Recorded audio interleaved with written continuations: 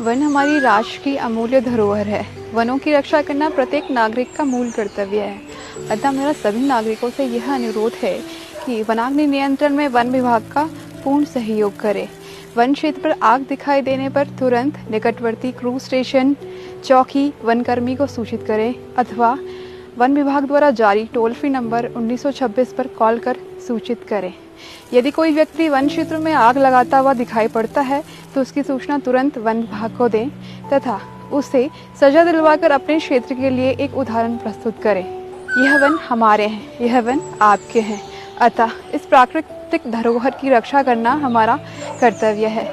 यह प्राकृतिक धरोहर हमें अपने भावी पीढ़ी के लिए सुरक्षित रखनी है। अतः आपसे सहयोग की अपेक्षा है, क्योंकि वन है तो हम हैं, वन है तो कल है। धन्यवाद।